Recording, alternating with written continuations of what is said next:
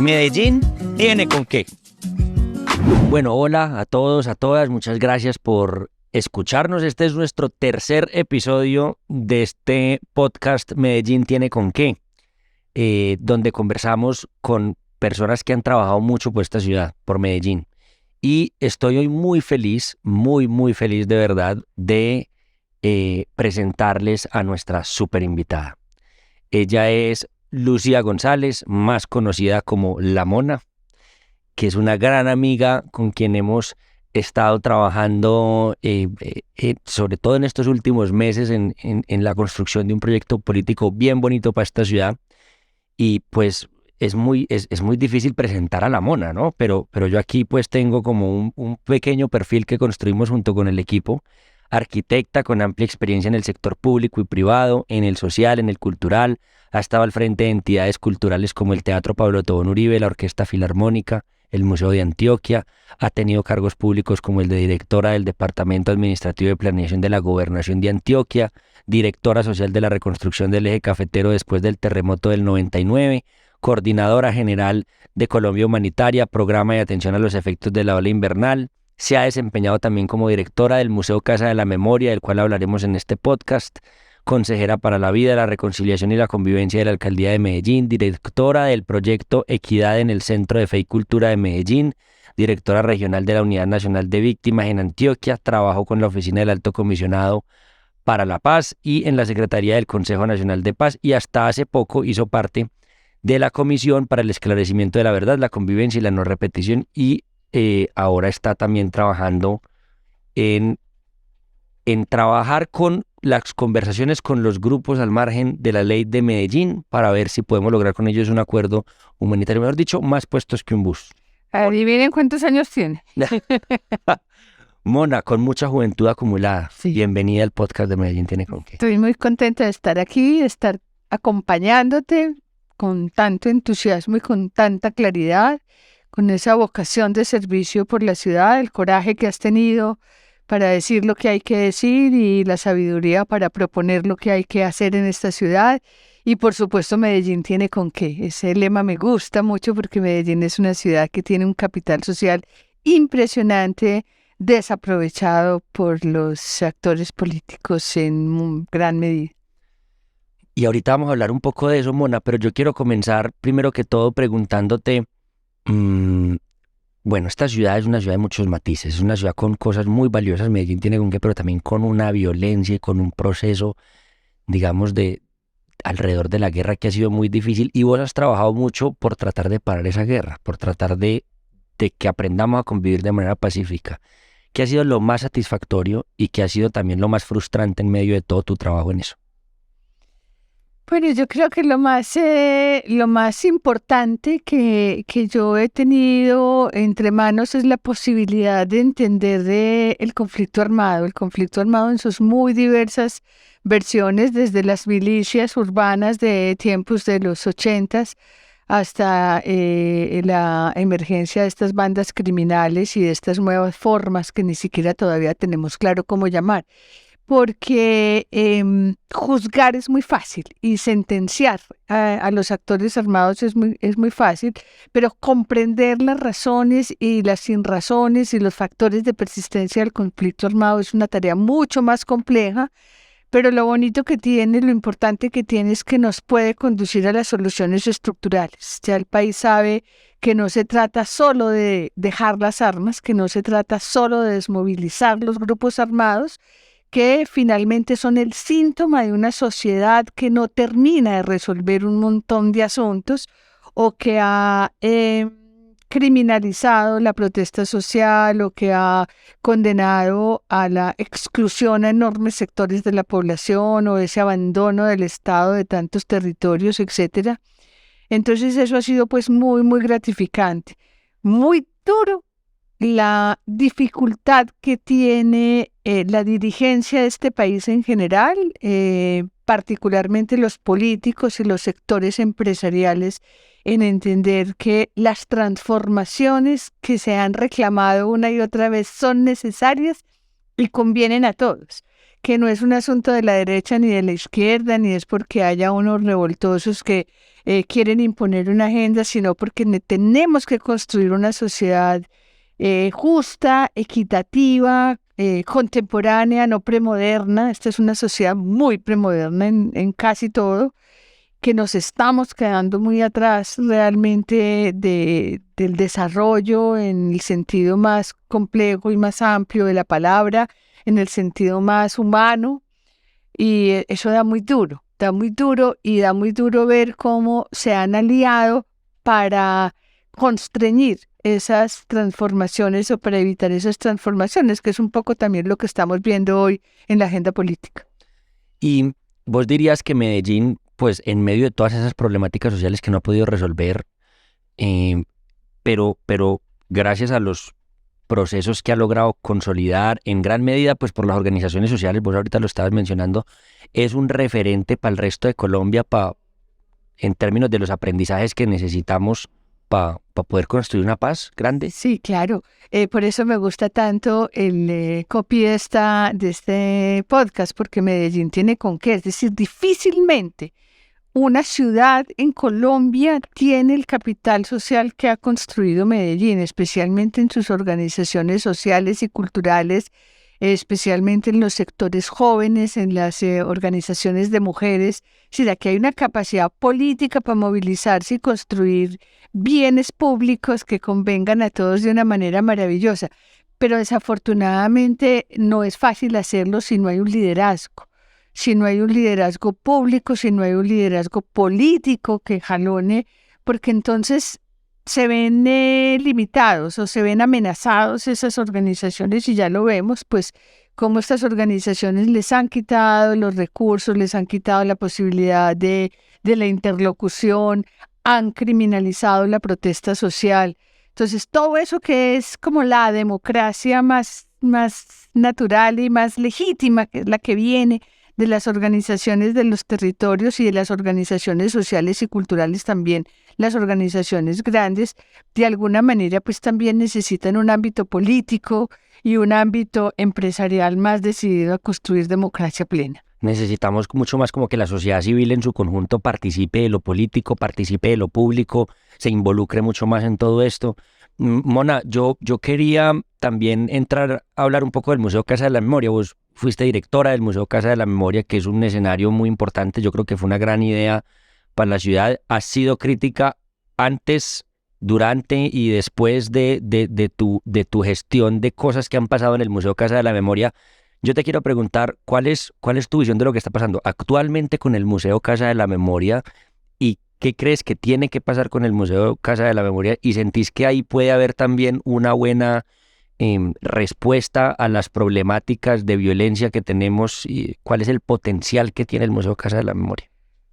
Sí, yo creo pues que es un dispositivo pedagógico y un dispositivo de transformación social muy valioso. No es el único, no es el más importante, pero es muy valioso, porque una sociedad que tiene un lugar donde ver su historia, donde reflejarse en la historia y tiene la posibilidad de hacer la reflexión de qué es lo que hemos hecho todos de esta sociedad, pues es muy importante.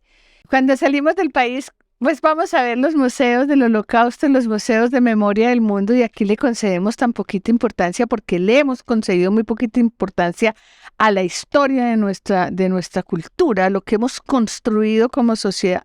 Ese es un hito muy importante, es un hito muy importante también en el sentido de que es un homenaje y un reconocimiento al dolor de las víctimas, y es un lugar que se construyó por decisión y por voluntad de las víctimas, y que ellas han aportado todo su dolor para que nosotros no repitamos esa historia.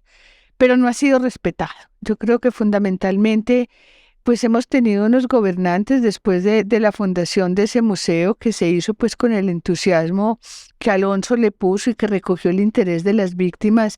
No ha sido respetado porque ha sido convertido como pues primero no lo entienden, los gobernantes que han pasado en este periodo no entienden el valor tan grande que tiene un escenario donde la sociedad puede ver reflejada su historia y puede hacer una reflexión, pero bien lo han convertido en una moneda de cambio político. Los últimos 2 alcaldes han hecho una cosa vil y es a cambio de favores políticos han entregado el cargo de dirección de ese museo. Le han quitado recursos y no le han conseguido ninguna importancia en el proyecto de ciudad. Mona, bueno, Medellín es una ciudad muy compleja en términos también de orden público. Aquí tenemos un montón de grupos delincuenciales organizados, de combos, de un montón de cosas que tienen un control territorial muy importante, un control sobre parte de las rentas, allá se controla el gas, se controlan un montón de cosas. También desafortunadamente con un, digámoslo así, arraigo o algún nivel de legitimidad en ciertos territorios donde hay gente que dice, pues aquí las problemáticas las solucionan en los combos, no la institucionalidad. Y eso, pues por supuesto, ha generado una inmensidad de problemas sociales. El presidente Gustavo Petro ha hablado de una paz total. Vos ahora estás tratando, digamos, de aterrizar eso a Medellín y de ejercer unos diálogos exploratorios con varios de esos grupos. ¿Vos crees que Medellín está lista para una paz total? ¿Vos crees que hay disposición de sacar adelante todo ese proceso con esos grupos y qué podemos aportarle como ciudad en medio de tanto escepticismo? Porque hay mucho escepticismo sobre lo que representa la paz total, pues por distintos episodios. El frustrado cese bilateral con el ELN y con el Clan del Golfo y demás asuntos. Mucha gente siente que ha habido mucha improvisación por parte del gobierno nacional con lo que está pasando. ¿Vos crees que Medellín está preparada y está lista y puede haber un buen puerto en esto? Bueno, lo primero es decir que por la paz todo, pero la paz no es una palabra en abstracto. Es decir, la paz es la defensa de la vida y la defensa de la dignidad de la vida. Y hoy tenemos todavía enormes sectores de la población urbana y rural viviendo las violencias de los grupos armados, que además reflejan las carencias de un Estado y las carencias de un sistema. Vuelvo y repito, los grupos armados son el síntoma de una sociedad que no ha terminado de resolver un montón de problemas. ¿Por qué hay tantos grupos armados en una ciudad o en un país? Porque no está copado el territorio ni ha llegado los derechos de ciudadanía y los derechos plenos a un conjunto importante de la sociedad. Entonces hay quien cope esos espacios. Por eso también no es un problema solamente de, por ejemplo, del narcotráfico, sino de las rentas, de la seguridad, de la generación de empleo, de un montón de cosas que si el Estado se hubiera preocupado realmente por llegar a esos territorios, a esas comunidades de manera plena, pues no tendríamos esta ocupación del territorio y esta amenaza a la gobernanza, a la gobernabilidad de una ciudad. Yo no creo que Medellín esté preparado. Yo creo que Medellín se tiene que preparar en la medida en que avancemos, que no es primero el huevo o la gallina, porque entonces nos quedamos dando vueltas, porque entonces no nos preparamos porque hay violencia y hay violencia porque no estamos preparados. Creo que en el proceso vamos entendiendo todas cosas como se fueron entendiendo también en el proceso con las FARC-EP, que hubo tantos enemigos, pero sin embargo un conjunto también importante de sociedad que entendió qué era lo que había que negociar y transformar. Y por el otro lado, pienso que la más vil de las posiciones es sentarse a ver si esto se jode, si esto se revienta, si esto se acaba. Quienes tenemos algún nivel de compromiso y algún nivel de responsabilidad con la sociedad y así lo hemos asumido, pues creo que tenemos la obligación de hacer todo lo que esté en nuestras manos para que este proceso que consideramos todavía muy débil, muy poco estructurado, muy incompleto, se estructure, se complemente y se enriquezca hasta donde sea posible.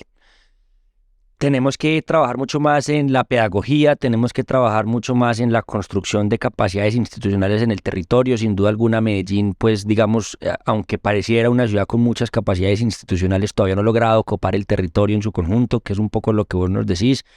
Y tenemos un reto pedagógico, sin ningún lugar a dudas. Ese escepticismo, creo yo, también parte del desconocimiento y de la falta de claridades. Yo creo que el gobierno nacional tiene ahí una oportunidad de mejora muy importante.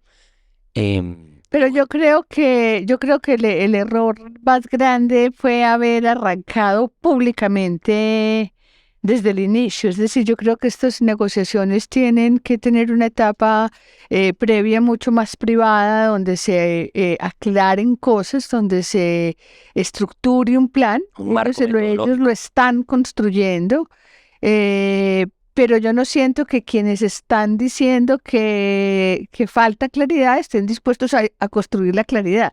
Y eso es lo que yo quiero reclamar. Es decir, si alguien cree que puede ayudar, si alguien cree que sabe que esto por qué no funciona, ¿por qué no dice cómo sí puede funcionar? Empezando por los alcaldes y por los gobernadores. Yo no veo aquí ni un alcalde ni un gobernador diciendo, señor presidente, Cuente con nosotros. sentémonos, tenemos elementos, tenemos instrumentos, los solos elementos de análisis que tiene una gobernación, una alcaldía, son valiosísimos. Pongo a disposición la Secretaría de Gobierno, pongo a disposición la Secretaría de Seguridad, la Secretaría de Bienestar Social. Es decir, no estar esperando a ver si esa cosa sucede. Si sucede, bien, y nos beneficiará a todos. Y si no, van a decir, yo lo dije. Yo creo que los gobernantes locales tienen ahí una enorme responsabilidad, además de presionar al gobierno nacional para que esta cosa aterrice de la mano de los gobiernos locales. Muchos retos, también trabajo, gobernanza, que se aterrice, digamos, eso con las instancias departamentales, con las alcaldías y demás. Y hay, pues, sin duda alguna, un esfuerzo muy grande que tenemos que hacer y que yo creo que es una deuda, no solamente de los políticos, sino de la sociedad civil en su conjunto, de decir, bueno, ¿qué vamos a hacer para poder vivir de una manera pacífica, sin que nos tengamos que estar matando y demás? Quiero entonces aprovechar este corto break, esta pausa, para invitarles a todas las personas que están escuchando este podcast o que están viendo este video a que nos sigan en nuestras redes sociales, a que visiten nuestra página web. Estamos estrenando página web www.danielduque.co, para que la sigan, para que revisen, para que ahí tenemos un par de propuestas, les estamos mostrando los territorios que hemos recorrido, lo que nos hemos encontrado, también todo lo que hemos hecho en el marco, pues digamos, de nuestros debates de control político, nuestras denuncias y demás, para que lo visiten, para que lo rayen, para que también nos cuenten por las redes sociales qué quisieran que tuviéramos. Y quiero continuar también, Mona, esta conversación preguntándote, bueno, hace poco, en enero más o menos, vos hiciste una entrevista en el periódico El Colombiano, donde hablabas de muchísimas cosas, pero una cosa que decías era que veías en la ciudad un daño que era grande y que este daño era cultural y que era estructural y que no se resolvía únicamente escogiendo un nuevo alcalde y ya, sino que esto también tenía una necesidad, pues digamos, de activación mucho más de la ciudadanía. Incluso en distintos foros y escenarios en los que hemos compartido has hablado de una crisis de ciudadanía. ¿Cuál es la hoja de ruta o cuál crees tú que es el camino para que logremos resolver esas problemáticas estructurales y qué tiene que pasar también con la ciudadanía pues para resolver esta crisis? Sí, yo tengo la idea de que en Medellín y en Antioquia las cosas que pasan son siempre como más radicales que en el resto del país. Aquí cuando hacemos las cosas bien, las hacemos súper bien. Y cuando resolvemos hacerlas vía la delincuencia armada o las guerrillas, pues somos los mejores. De hecho, Antioquia, incluida Medellín, tienen los índices de violencia más altos de todo el país, en todos los factores del conflicto armado, en todas las expresiones del conflicto, a excepción del secuestro. Eso da cuenta de una sociedad que es capaz de cosas, que es capaz de lo mejor y de lo peor, y se requiere una dirigencia y se requiere un espíritu y se requiere una convocatoria para sacar lo mejor de esta sociedad, que la tiene y por eso Medellín tiene con qué. Pero también somos capaces de cosas muy violentas y muy agresivas, y ahí la polarización en esta ciudad ha sido tal vez la que se exprese de manera más dramática y más radical, y eso nos ha impedido volvernos a sentar de manera tranquila y amorosa en esas mesas colectivas que tuvimos alguna vez y que nos ayudaron a pensar conjuntamente la ciudad, el futuro de la ciudad. Una ciudad no va para adelante si no se piensa conjuntamente, si no se hace un proyecto colectivo de ciudad. Entonces tenemos que hacer una transformación emocional que nos permita reconocernos en la diferencia valorarnos en la diferencia, entender que esta polarización nos va a llevar a una segregación muy, muy dolorosa que incapacita a todos los lados de la sociedad, a los unos y a los otros, porque una sociedad que no es capaz de encontrarse para construir los sueños colectivos, pues no va para ninguna parte. Lo segundo es que creo que los últimos gobiernos le han bajado muchísimo a la participación ciudadana, a la valoración del espacio público en el debate y en la construcción de bienes comunes. Creo que herramientas como las del presupuesto participativo, por ejemplo, terminaron pervirtiéndose y siendo cooptadas por los grupos. Siendo una excelente idea. Siendo una excelente idea, porque yo me acuerdo, es que a mí me tocó cuando llegó el presupuesto participativo a esta ciudad, que venía de Brasil, de las experiencias del presupuesto participativo en Brasil, pues fue una cosa maravillosa, pero eso requería también gobiernos que entendieran, que ayudaran en la planificación, que no convirtieran eso en escenarios de populismo, como se convirtió también, que a última hora se elegía por aplausos o se elegían proyectos en un día, cuando eso era un ejercicio al que le antecedía la planeación comunitaria, la planeación local comunitaria, y al que le antecede la valoración y el respaldo a las organizaciones sociales. Eso no se hace... pues no es un acto, no es un evento que se hace en plaza pública para el honor de los gobernantes, sino que es un ejercicio que culmina en una asignación de recursos después de una tarea larga y profunda que parte de la valoración de la sociedad civil como actor estratégico de esa democracia. Y entonces permitimos que los grupos ilegales cooptaran esos espacios, y hoy eso es un espacio muy pervertido. No le han puesto atención, no le han puesto cuidado, no han puesto remedio, no le han puesto remedio a eso. Creo que también tiene que ver con un desprecio muy grande por el pueblo, que ese es un daño en la cultura que es histórico en Colombia, que hay un desprecio por el pueblo. Es como la gente no es capaz de planificar, a la gente hay que decidirle las cosas. Entonces esos mecanismos que se han diseñado en otros países, que son como el culmen de la democracia, pues aquí terminaron por subvalorarse y desvalorarse. Entonces yo sí creo que lo que necesitamos es volver a construir un diálogo ciudadano, una confianza en los ciudadanos, evitar a toda costa que el presupuesto sea una manera de constreñir las libertades, que es lo que está pasando también. Le dan plata al que está de acuerdo con el alcalde de turno y al que le hace campaña el alcalde de turno, y se asignan los recursos de una manera muy poco planificada, muy poco inteligente. No hay apuestas fundamentales, no hay una apuesta, por ejemplo, por reducir los niveles de inequidad. Aquí pues uno dice, ¿cuál es la apuesta por la inequidad, por superar esta inequidad? Si buen comienzo se lo estaban robando y si la salud se la están robando, pues ¿de qué estamos hablando? ¿Cuáles son los proyectos realmente de ciudad? No hay proyecto de ciudad.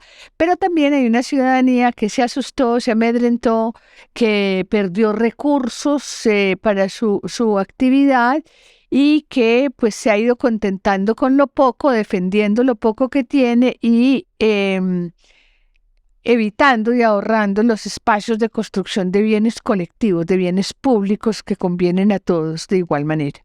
Yo he visto, digamos, en los últimos 30 años, Medellín ha tenido tal vez 3 grandes crisis institucionales: la de Pablo Escobar, la del señor Luis Pérez y esta, pues digamos que estamos atravesando.